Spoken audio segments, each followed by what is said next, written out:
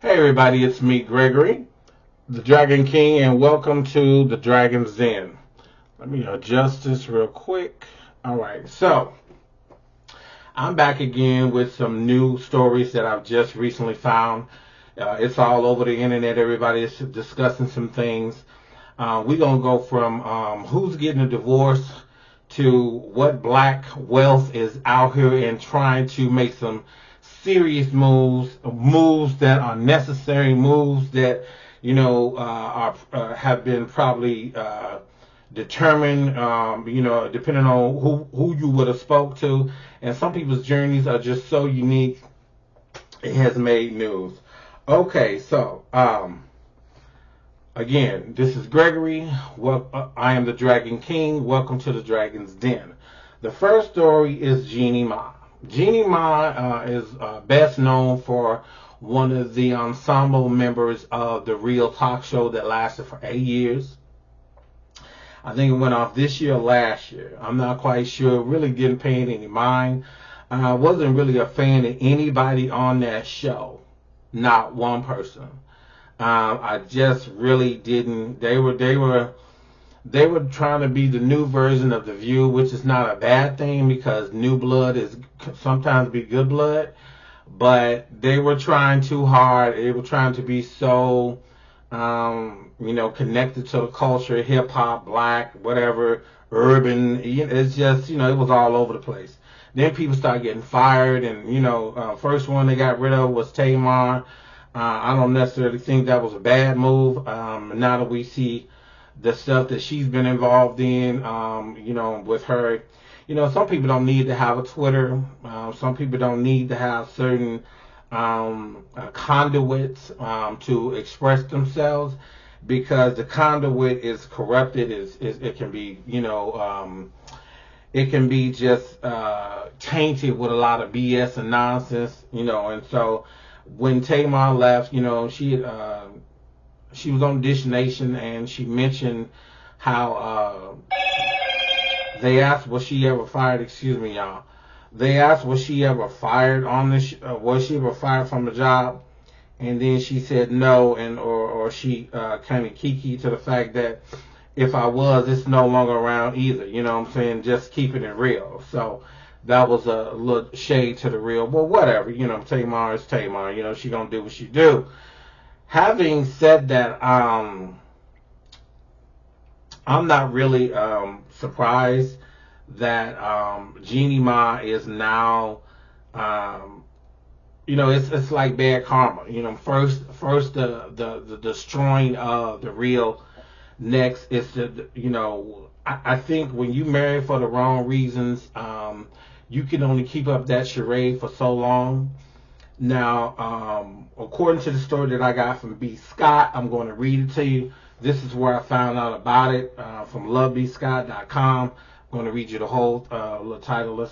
I'm going to give you the gist of it, but I'm also kind of touch on some things that some of you may already know, some of you may not. So, Jeannie Ma says she was honored to be with her love Jeezy just days before he filed for a divorce. Okay. According to Love B. Scott, the article says, did Jeezy blindside Jeannie Ma with his divorce filing? Just days ago, Jeannie was on a social media gushing over Jeezy in his new book. It says, today I celebrated a remarkable milestone. This is Jeannie Ma talking. Jeannie Ma, yeah, milestone achieved by my husband at Jeezy, whose memoir Adversity for Sale has soared to the New York Times bestseller list. She captioned on an Instagram video of herself praying with her 1-year-old daughter, Monica, that they have together. So she goes on to say, your story has always been an inspiration to me, but seeing it in print has left me even more in awe of your strength and wisdom. She added, you invited us into the most intimate corner of your life where pain and triumph coexist. So basically she paying him homage, you know what I'm saying? They met back in 2000. They began dating in 2018, tied to now 3 years later in an intimate ceremony at their Atlanta home. The pair welcomed their daughter Monaco January 2022, but did not share any of the photos. So You know what? This story to me is really kind of somebody lusting. It was about lust. You know what I'm saying? It wasn't meant to be. Okay, let me give you backstory on Jeannie Mai. Jeannie Mai, she had dated a white man, right? And the two of them, from the way she tell it, she never wanted children, right? She said she never wanted children, and that wasn't a part of her makeup. She just did not want that, and her husband supposedly didn't want it either. So they were having problems and things like that. So she mentioned on the reel how she was going through such a tough time, and then they eventually split, right? So he eventually went and found another woman within a short amount of time, and actually got that woman pregnant. You know what I'm saying? So he got the child that he wanted because he knew he couldn't get it from her. So, was that ever discussed? Who knows? I just think that when you are dating someone, particularly married, and then you end up married to them, particularly a topic of should we be having children, if you don't want a child, then that's something you need to say up front. And maybe she did, but maybe there was always this lingering doubt, and from her husband's perspective, that she just might do it. You know what I'm saying? Depending on the more she sees children, or just as she gets older, right? And wants to know what that joy is and that relationship is as a mother and a mother having a child and what have you. So. But he eventually said, you know what, this doesn't work for me. He went on, he married somebody else that got a baby or whatever. Well, I don't know if he married, but y'all can check those facts. But yeah, according to Love B. Scott, Jeannie Mai had no idea that this was happening. She was really kind of blind. Was she blindsided is the real question. And that's another thing.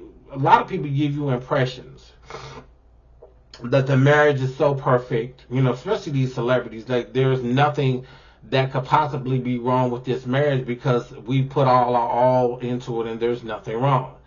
The problem with that is the facade is thicker sometimes than reality.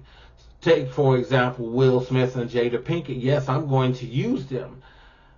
We know now that the two of them was having all types of going on in that marriage, okay? And the red table talk was just probably something that 30% of the world found out about the marriage problems. The other 70% who knew them better and would see them, they probably knew exactly what the red table talk was going to give us. But again, Will Smith and Jada Pinkett Smith put on such a performance in public, you know what I'm saying, when in fact all this was going on and it just didn't get any better, because they slowly you would hear them mention, oh, we're good friends now and we don't believe in marriage. Marriage is not the same for us as it used to be. And then boom, you get hit with the red table talk and all the affairs was going on, this, that, and the third. So, and then you see each one of them, when they so-called parted ways. What did Will Smith say at the red table? He said, we both had to find out who we are. He said, no, he said, I wanted Jada to find out what she needed in her life, what would make her happy, and go find it. And yeah, she found it. And, there were pictures of him online and all this, I have to say alleged, I guess, or YouTube going to put strikes on your page or whatever. But, long story short, that's an example of why we should not use celebrities.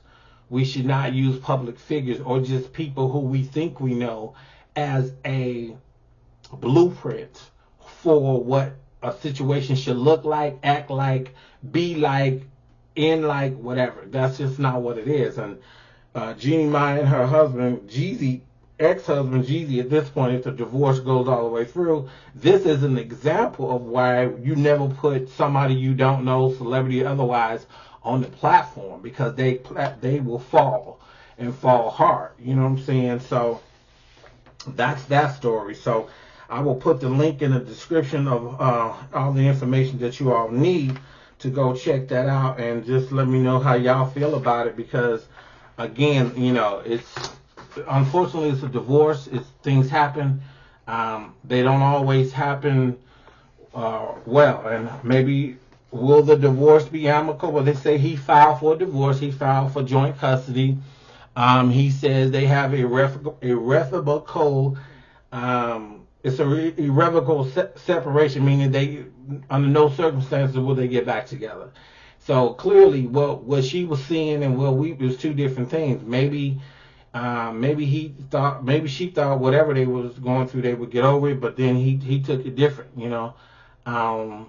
I don't know. You never know what's going on. That's why never put somebody you don't know, particularly these celebrities, on a platform that they will surely fall from, you know what I'm saying, given enough time. So the next divorce story is the one that I really felt really, really bad about. And really, but again, I have to practice what I preach. But I kind of knew that, because there was something about this particular couple that I knew something was off. Like, it didn't seem like it was going to last. There was something different going on. I don't know what their astrological signs are. That may be a telltale sign too. But this next story is kind of like, ooh, but I guess, sometimes freedom is freedom, right? So this next story comes from the Los Angeles Times.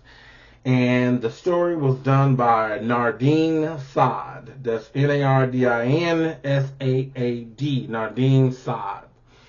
And it says, Hugh Jackman and Deborra-Lee Furness split after 27-year marriage. Our journey now is shifting. And that's what it's titled, right? And there's a picture of them at the New York Met Gala in 2023. So let's read it, right? It says, it's the end of an era, perhaps the end of love in Hollywood as we know it. Hugh Jackman and wife Deborra-Lee Furness are breaking up after 27 years of marriage. The Oscar-nominated actor, known for his roles in Les Miserables and The Greatest Showman, and as Wolverine, yes, X-Men, Wolverine, that's how I first found out who he was, and Logan in the Marvel movie universe, announced a split Friday in a joint statement the Times has confirmed. The Los Angeles Times has confirmed. Our journey now is shifting. We have decided to separate to pursue our individual growth. The formal couple statement said, noting that had been blessed to share, noting that they had been blessed to share almost 3 decades together in a wonderful, loving marriage. Our family has been and always will be our highest priority. We undertake this next chapter with gratitude, love, and kindness. We greatly appreciate your understanding and respecting our privacy as our family navigates this transition in all of our lives. Okay? So, the rest of this is about, Oscars and stuff like that. And where they were married in 1990, they met in 1995. They wed a year later and have 2 children, so 1996. Oscar 23 and Ava 18. I believe that those 2 children are adopted, but y'all can check. So, yeah, but you just never know. 2 years ago, for their 25th anniversary, Hugh Jackman has said this to her. From nearly the moment we met, I knew our destiny was to be together. He wrote on Instagram. In our 25 years, this is their 25th anniversary, our love has only grown deeper. The fun, excitement, and adventure more exhilarating. The learning even greater. I'm forever grateful to share our love, our life, and our family together. We only just begun. Deb, I love you with all my heart. It's something to be said about seeing stuff in the future. You know what I'm saying? If you could see what a marriage is going to be, I'm not talking about the ups and downs. I'm talking about if there's going to be an end where you both can come away from and feel like this was an amicable situation. And this seems like with Hugh Jackman and his soon-to-be ex-wife Deborra-Lee Furness, it is amicable. What caused it, we'll never know, because these are people who always kept their personal life into this moment out of the public. And that's what you want to do, whether you're a celebrity or not. It's hard to do sometimes because some people are just so volatile or so high profile. And, we live in a world where we got to have this information. You know what I'm saying? It's unfortunate. But, when somebody who you really love, you want them to be happy, you want him to be happy. But then, like I said, I kind of knew this because there was something off about it. I was like, his personality, her personality, they say opposites attract. But there was something off about this. I think he was more. He just came. He seemed to me. I don't know him personally. This is just what I've seen when I would see the two of them. On the red carpets or other places like that. He just seemed to me like he was really kind of just so down to earth, just so. She could have very well been that way too, but she just seemed a little bit detached. A lot of times, and she just seemed like she was a little bit distant. You know what I'm saying, from his world. That's not a bad thing because you don't necessarily want somebody who you married to in the same occupation or industry because, again, with Will Smith and Jada Pinkett, that could cause so many issues, right? And I'm using them as an example because they're the most current one of a disastrous, facade of a life. You know what I'm saying? Because she did mention that she was crying because she didn't want to get married to Will. Remember she said that, and she said it was the worst day of her life.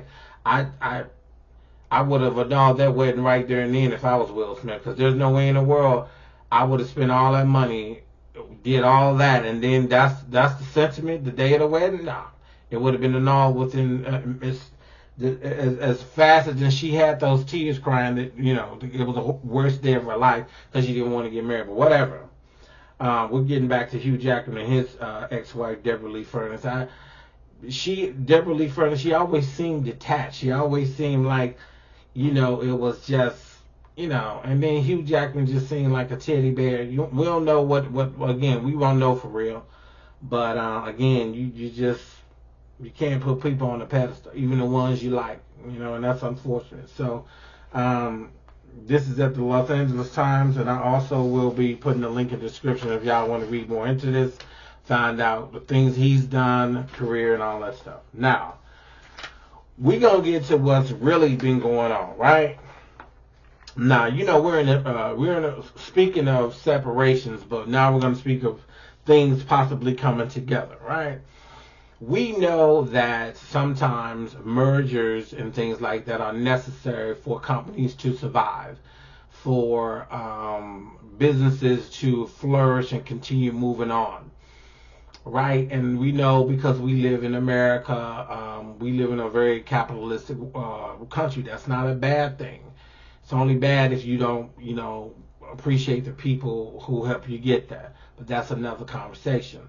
But when you're talking about wealth, you often don't see people of color, minorities in these wealth brackets or on Forbes. I haven't looked at a Forbes 100, the 100 most wealthy people or whatever it is that they do. I haven't. You maybe see 5 black folks. You know what I'm saying? They'll never be on the top end. Maybe somewhere in the middle. Somewhere, like that. But you have somebody like Byron Allen, right? Byron Allen bought the Weather Channel some years ago, but he was also, which I didn't know, well, I kind of knew, but I never seen his stand-up comedy.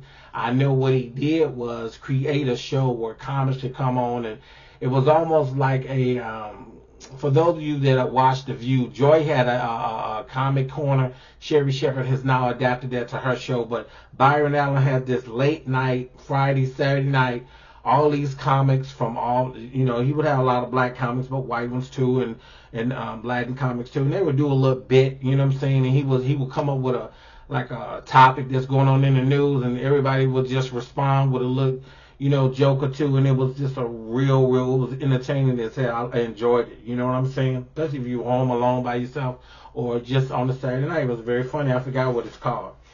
I'll put that in the description box too. I'll do that. So according to Love B. Scott, media mogul Byron Allen offers Disney, Disney, $10 billion, not million, not 10,000. but $10 billion for ABC and the cable TV channels like ESPN, Disney Plus, because they're trying to sell Disney, they're trying to sell ESPN, Disney Plus. I think that's up, and there's another one that they're trying to get rid of too. But anyway, according to Love B. Scott, says media mogul Byron Allen offers Disney $10 million for ABC cable TV channels, right? And the byline is Walt Disney Company has now fielded at least one offer for its, the subline is Walt Disney Company has now fielded at least one offer for its ABC TV network, local stations, and some cable channels. And more may come as the company seeks to shed what it considers a non-core assets and focus on streaming, right? The bid, which Allen's representative confirmed to CBS Money Watch, would include ABC's national TV network as well as several regional stations. The offer is preliminary and could change at any time, a source with knowledge of the matter told Bloomberg. The $10 million figure is based on an estimation that networks accrued $1.25 billion in earnings before interest, taxes, depreciation, and amortization within the past year, the publication reported. Okay, Disney was open to selling some of its cellular assets consumers to flock to streaming and cable. Since then, the company has been in talks with potential buyers because Disney Plus is not doing it. Like Disney Plus right now is running a $1.99 for 3 months or $1.99 per month for 3 months, whichever one it is, to get all them channels because I had got rid of it. You know what I'm saying? I got rid of that. I got rid of AMC, Hulu. I just got rid of all that shit. You know what I'm saying? Because I wasn't doing it. I think Disney owned AMC too, right? There's too much inflation and all that shit, right? So fledgling stream businesses continue to lose money. There it is. The company's streaming unit has lost more than 11 billion during the most recent quarter alone. It reported $512 million in losses. That, according to Byron Allen, is the losses. Okay, according to the Walt Disney Company, to an August earnings report. Just a month ago, they've lost $500 million. You know, Disney is a powerhouse for a reason. They pretty much monopolize how television looks on TV, cable, all that, right? So they can't afford it. Their ego won't let them. You know what I'm saying? A lot of shareholders. I tried to buy Disney stocks a long time ago. You know, when things, it's too much. You know what I'm saying? It's too much. Byron Allen is the founder of and CEO of Allen Media Group, a global media production and distribution company that owns the Weather Channel, like I said, along with several regional sports networks and broadcast TV stations. So he's already established. His money is good money. It's valid money. It's bankable money. You know, there is no speculation that he ain't got this. You know, and this used to be a comedian. And they go in to say when he used to be a comedian on the Tonight Show. But, so, black wealth. It's important that we see this. It's important that we hear this. It's important because if he can buy this, and I believe he was also a part of a bid that Tyler Perry, Sean P. Diddy, who was trying to buy the majority of the shares for the purchasing of the BET network, which I believe is owned by Viacom and Paramount at this time. Viacom owns Paramount and and BET and all that stuff. I'm gonna tell you something. I haven't watched BET programming because they're not progressive. They're not progressive. You see black women in lead roles. That's great. You see black men in leading roles. That's great. But what you don't see is a LGBTQIA plus. Yes, I said it. I don't give a if you don't like it. I want to see more of us in lead roles. I want to see us doing these scripted shows, writing them, directing them, being in front of the camera, behind the camera. If Tyler Perry is going to do this, if Byron Allen is going to do what he's doing with ABC, I want to see that type of representation. I don't want to see. I don't want to see a monolith, if you will, of the LGBTQIA plus community on TV shows. Once these men, if Byron Allen is able to purchase ABC and all its other cable TV channels, I don't want the same thing with Tyler Perry and Sean P. Diddy and whoever else is involved in that. I really don't want to see 50 Cent in part of that, because let me tell you something. There's not, like I said, we want to see black wealth, but how many versions of power can we see? How many versions of power can we see? You got so many, 3, 4, 5 versions. I mean, I don't know. That's just not my thing. Maybe y'all's, but I want to see a diverse cast. I want to see there are thug homosexuals. There are feminine homosexuals. There are what we call in the LGBTQ community lipstick lesbians. There are more masculine lesbians, more feminine lesbians, or the lipstick lesbians. There's bisexuals. We want to see more transgender people. Want to see more, just whatever. You know what I'm saying? Just certain people are not going to get the memo that now you have this platform. If you are going to survive, you're going to have to do this for everybody, because these are all black people who are trying to buy these networks and make some major changes in the media. That's great. That's wonderful. But just know that not everybody in the black community is a monolith. There are plenty of different people in the black community. They ain't just man or woman and straight man, straight woman. It's gay woman, gay man, bisexual woman, lesbian, feminine lesbian, masculine lesbian, there's transgender women, men.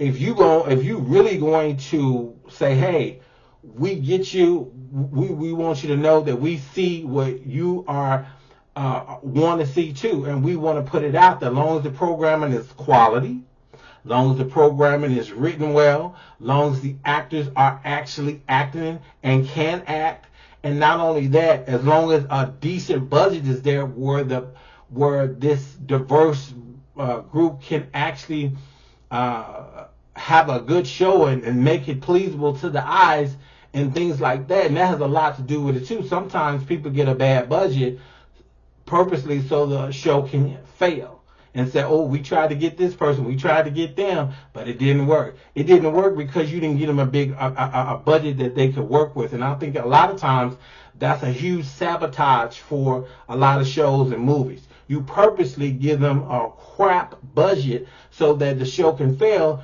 You can say, oh, we tried to use these people, we tried to do these stories, but it didn't work. It didn't work because you purposely ruined their budget. You gave them a budget nobody can work with. Not even high school kids will be, you know what I'm saying? You did it on purpose. So a great budget, proper acting, everybody's on the same page, great writing, great directing, and everybody can win. If Byron Allen buys ABC, Tyler Perry buys BET, and whoever, you know what I'm saying? If they have the right intentions, they can't fail. And this is a good thing. So y'all go support the black wealth. Even for those who want to go see another version, another 100th version of Power, and how it can just unfold like whatever. Just whatever. If you want to do that, do it. That's not my thing. But if you want to go support that, I want to see more progressive. I want to see more progressive. I don't want to see a slave movie. I don't want to see a slave movie. I just really don't. You know what I'm saying? This is my opinion. You know what I'm saying? The stories are over. I'm just going to give you I don't want to see another slave movie. Like Emancipation. I don't want to see that. I don't want to see that. No. I don't want to see a slave movie. It's 2023. What? No. I don't want to see another movie about the hood. Some of you do. Fine. Go see another Emancipation. Go see another thug movie. A TV show. I don't want to see it. We know what's going on in the hood. We know what, you know what I'm saying? We know what's going on in the hood. I mean, I'm saying, how many of those stories can we see? Let's see some progressive stuff. Let's see ourselves in the future making technology, building things. You know what I'm saying? Let's see that. Let's see us making money in the technology world. Let's see us making money in artificial intelligence, huh? Let's see those type of blockbusters, movies, miniseries. Let's see that. You know what I'm saying? Because there was a time when black people, we were the inventors, the creators of things that people still use today in 2023. Whatever happened to that? Those people, and that was technology. They were creating technology. whatever happened to those? Black Panther was it was a creation of something that we hadn't seen in years. Black people, they were scientific, they had technology, a lot of moral issues, outside of that, but I mean, they were innovators, they were scientists, they were people creating technology. They had the best technology in the world. Iron Man couldn't F with, Shuri and what she had going on in that dome. You know what I'm saying? Come on, let's get back to making those type of movies. Let's see ourselves in the future, because there was a time where we made things for the future back then. So come on, let's keep it real, y'all. But anyway, I hope y'all enjoyed these stories. I hope it was something that you could take something from. It was very beneficial, and I just hope you guys enjoyed it. These were good stories. There's more to come, but I'll be doing all type of stories. Like I said, this is a current, informative, and funny type of channel.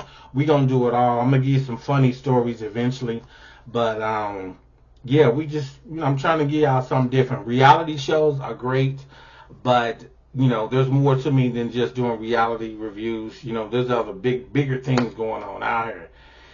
So let's just all believe in the balance. So anyway, thank you all for coming. I'm Gregory. I'm the Dragon King, and this is the Dragon's Den, and I will see you next time. Bye-bye.